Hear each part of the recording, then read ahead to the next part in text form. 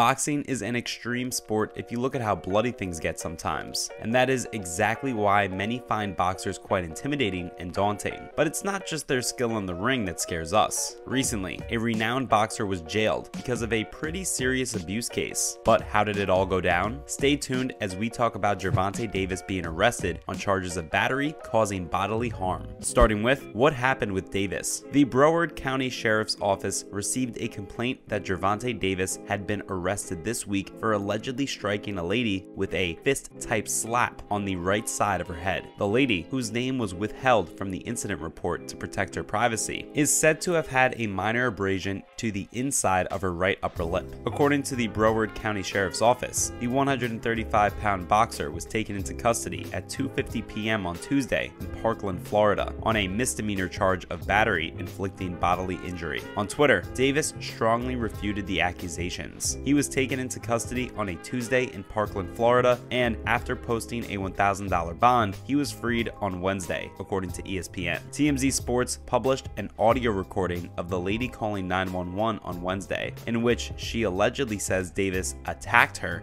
and threatened to kill her. She claims to have her little kid with her in the vehicle and is trying to get home. Moving on, Davis defends himself. Davis, the WBA lightweight champion, denied attacking his daughter's mother and her friend in a social media post. The player tweeted that he never laid hands on them, adding that he wasn't the monster that people were making him out to be. He said the lady sounded agitated because he wouldn't give her my vehicle during the 911 call. He removed the tweet after some time had passed. Maybe he realized that he shouldn't be defending himself in a case where he is being imprisoned for hitting a woman. According to ESPN, the lady contacted the police twice, the second time screaming for aid by saying there was a baby in the car and that Davis was going to kill her. Although the woman's first call to the police was cut short, she allegedly made contact with them again for a brief period less than a minute later. She also reportedly called the Mercedes-Benz Emergency Center, saying that a guy was speeding towards her after she activated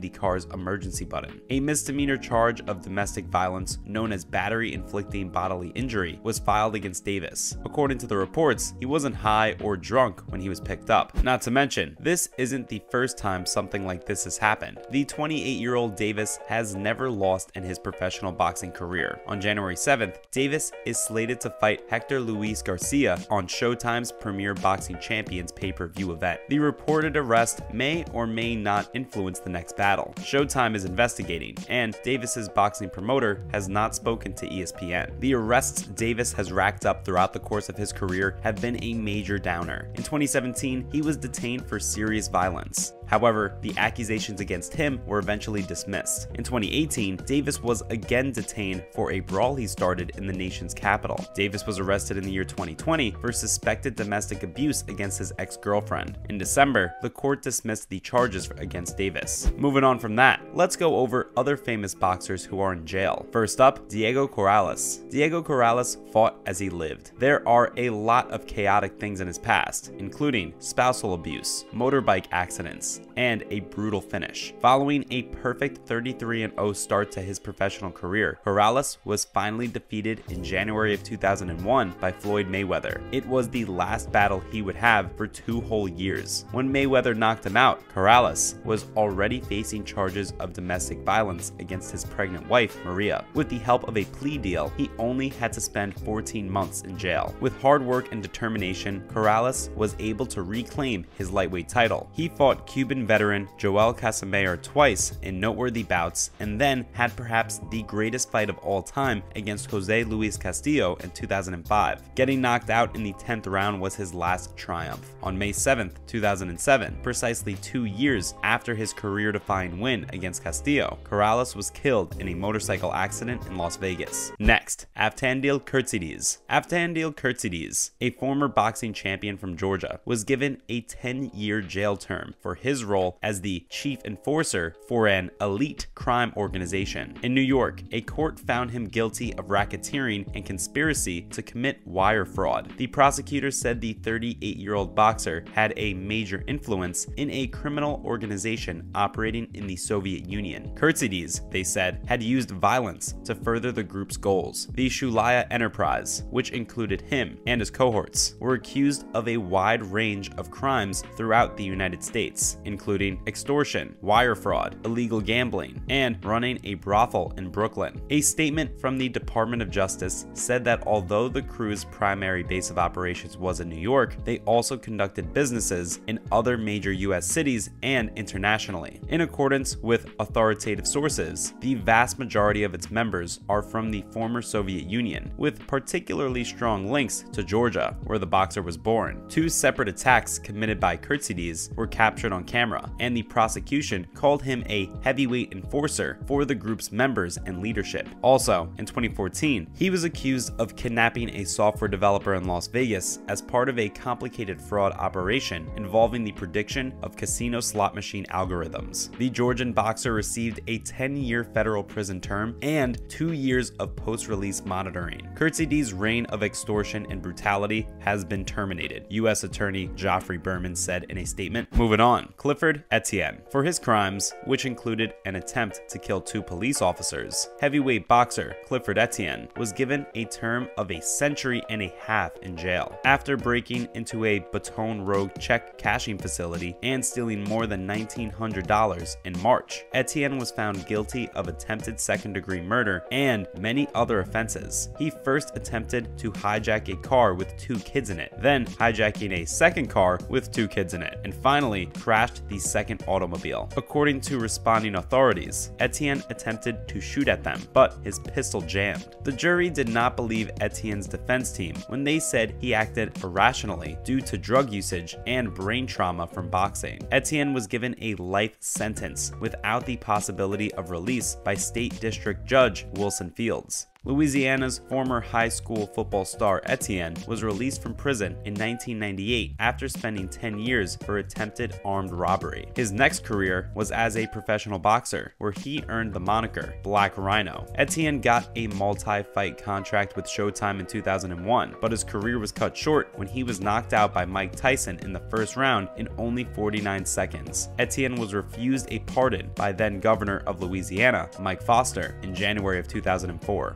How can we forget Reggie Gross? In the 1980s, heavyweight boxer Reggie Gross was a journeyman. His most memorable victories were against Smokin' Burt Cooper and 14-0 pro and excellent amateur Jimmy Clark. Famously, he was knocked out by Mike Tyson in the first round of a thrilling battle. Along with Frank Bruno and Jesse Ferguson, he was beaten by them. In June of 1988, on the undercard of the Tyson-Spinks bout, he was knocked out in 2 rounds by the hard-hitting Jamaican Donovan Razor Ruddock. After a fight over a game of cards led to 3 deaths in 1989, he was imprisoned for the crimes. He received 2 life sentences and is presently incarcerated at a high-security facility in Edgefield, South Carolina. Gross's father, Russell Alston, was killed in a street battle in West Baltimore when Gross was only 3 days old, so the large, gregarious youngster with the ready grin was never far from danger as he was raised by a single mother. Heroin and cocaine users were common in several of the areas where Gross's mother leased the houses. Plus, he had a super troubled life. Gross, like many disturbed teenagers, discovered boxing and realized he was good at it. He became a pro in 1982 following a 22-fight amateur career, and he was 6 feet 3 inches tall, agile, and had a very good punch. Gross, who trained with the legendary Mac Lewis, went 14-0 as a light heavyweight and even beat out Prince Charles Williams, who would go on to become a world champion. But outside of the ring, Gross was leading a parallel life. He was taking narcotics and had been connected with one of the bloodiest and most renowned gangs in Baltimore, led by Warren Black Bordley. Bordley, the head of a huge cocaine and heroin trafficking organization, was a former boxer. It's no surprise that Gross's boxing career suffered after losing his 5-year-old kid in a home fire and his subsequent drug addiction. Finally, Evangelos Goussis. Goussis became a message boy for major Australian heroin traffickers in the late 80s. In 1988, Goussis was engaged in the murder of Richard Bettany, a heroin dealer who was ripping off Goussis's team. Goussis didn't murder Bettany directly, but he was responsible for transferring the corpse and sweeping up the blood afterward. He was arrested and given a mandatory minimum term of 18 months in jail for his role in the attempted murder. Once Goussis was released from jail in 1991, he went right back into the ring, but he couldn't escape the shadow of his double life. In 2004, Goussis was accused of the murder of Louis Kane, a gangster he had met in jail. At trial, Goosis claimed self-defense, stating that he acted in response to Cain pulling a pistol on him. In 2008, Goosis was also convicted guilty of the murder of Louis Moran, who was shot down in 2004, leaving a pub. The murders committed by Goosis were part of a larger rampage that became known as the Melbourne Gangland Killings. Between 1988 and 2010, a total of 36 persons were murdered